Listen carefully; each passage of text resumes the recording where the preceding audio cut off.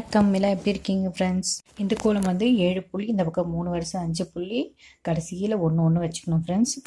First நான் உங்ககிட்ட எல்லாரும் சாரி கேட்டுக்கிறேன் ஃப்ரெண்ட்ஸ். ஏன்னா நான் வந்து முன்னாடி சொல்லியிருந்தேன் என்னுடைய கோலத்தை கூடவே உங்கள் குட்டி குட்டி கதைகளும் நகைச்சுவையெல்லாம் நான் உங்களுக்கு சொல்கிறேன் அப்படின்னு சொல்லியிருந்தேன். பட் என்னால் முடியல. ஸோ என்னால் முடிகிறப்ப அப்பப்போ நான் உங்களுக்கு குட்டி குட்டி கதைகள் நகைச்சுவை எல்லாமே சொல்கிறேன். ஸோ நீங்களும் கேட்டு ரசிங்க. அதுக்கு முன்னாடி நம்ம சேனலுக்கு நீங்கள் புதுசாக இருந்தீங்கன்னா ப்ளீஸ் சப்ஸ்கிரைப் பண்ணுங்கள், பக்கத்தில் ஆல் பட்டன் ப்ரெஸ் பண்ணுங்கள். அப்போ தான் நம்ம போகிற வீடியோஸ் ரெகுலராக நீங்கள் பார்க்க முடியும், நம்ம சொல்கிற குட்டி குட்டி கதைகளும் கேட்டு ரசிக்க முடியும்.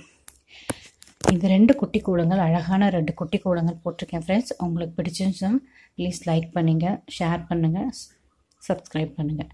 ஓகே, நம்ம இன்றைக்கி என்ன வீடியோவில் கோலம் பார்க்க போகிறோம்? ஓகே, என்ன குட்டி கதை பார்க்க போகிறோம்னு பார்க்கலாமா?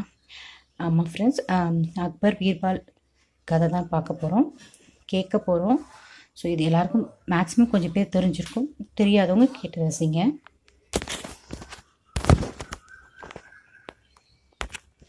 ஒரு நாள் அக்பரும் பீர்பால் அப்புறம் மற்ற அமைச்சர்கள் எல்லாம் சேர்ந்து மாலை பொழுதில் ஜாலியாக பேசிகிட்டு இருந்தாங்களாம். அந்த பொழுது போக்கிட்டு இருந்தாங்க. அப்போ வந்து வானத்தில் ஏகப்பட்ட காக்காங்க பறந்துட்டு இருந்துச்சு. உடனே அக்பருக்கு திடீர்னு ரொம்ப ஒரு சந்தேகம் வந்துச்சு. நம்ம ஊரில் எத்தனை காகங்கள் இருக்குது அப்படின்னு உங்களால் சொல்ல முடியுமா அப்படின்னு அமைச்சர்கிட்ட கேட்டிருக்காங்க. அமைச்சர் வந்து அதெல்லாம் ரொம்ப சாத்தியம் இல்லை, இந்த காக்காக்கெல்லாம் எண்ணி எத்தனை இருக்குன்னு கரெக்டாக கணக்கு சொல்ல முடியாது அரசரே அப்படின்னு சொல்லியிருக்காங்க. உடனே அக்பர் வந்து பீர்பால்கிட்ட, உன்னால் சொல்ல முடியுமா எத்தனை காகங்கள் இருக்குது நம்ம நாட்டில் அப்படின்ட்டு. அவர் வந்து பீர்பால் உடனே ஒரு நாள் அவகாசம் கொடுங்கள் அரசரே, நான் சொல்கிறேன் அப்படின்னு சொல்லியிருக்காரு. அப்புறம் மறுநாள் வந்து அக்பர்கிட்ட பீர்பால் சொல்லியிருக்காரு, 83,575 காகங்கள் இருக்குது அப்படின்னு சொல்லியிருக்காரு, கணக்கு சொல்லியிருக்காரு. அப்போது அக்பருக்கு ஒரு சந்தேகம், கூடுதலாக இருந்தால் என்ன பண்ணுறது, கரெக்டாக இது சரியா, நீங்கள் சொல்கிற கணக்கு சரியா, கூடுதலாக இருந்தால் என்ன அப்படின்னு கேட்டிருக்காரு. அப்போ பக்கத்தூர் காகங்கள், உடனே பீர்பால் சொல்லியிருக்காரு, பக்கத்தூர் காகங்கள் நம்ம ஊருக்கு வந்திருக்கோம் அப்படின்ட்டு. அப்போது உடனே அக்பர் வந்து, குறைவாக இருந்தால், அதுக்கும் குறைவாக இருந்தால் வெளியூருக்கு சென்றிருக்கும் அப்படின்னு பீர்பால் சொன்னாராம். அக்பர் வந்து அவர் சாமர்த்தியத்தை பார்த்து வியந்து போனாராம்.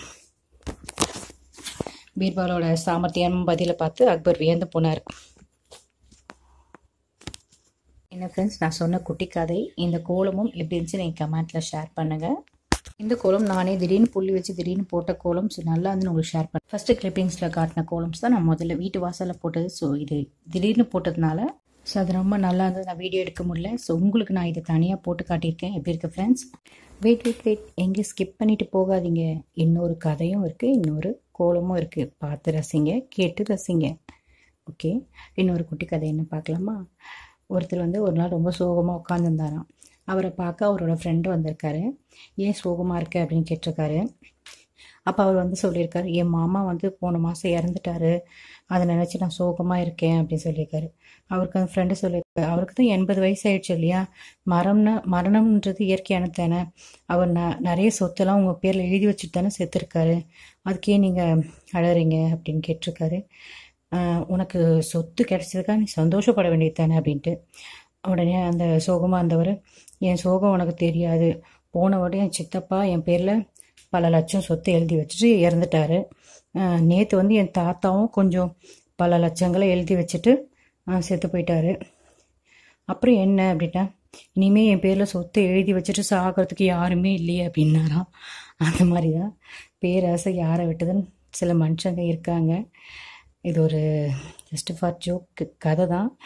பிடிச்சிருந்தா ப்ளீஸ் கமெண்ட்டில் சொல்லுங்கள்.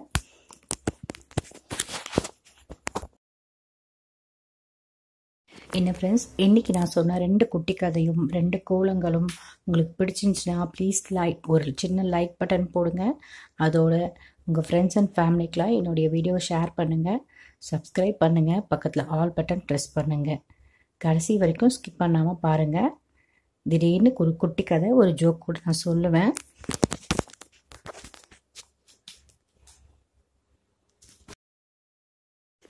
உங்களுக்கு என்னுடைய கோலங்கள் பிடிச்சிருந்துச்சுன்னா ப்ளீஸ் உங்களுடைய ஆதரவை எனக்கு கொடுங்க.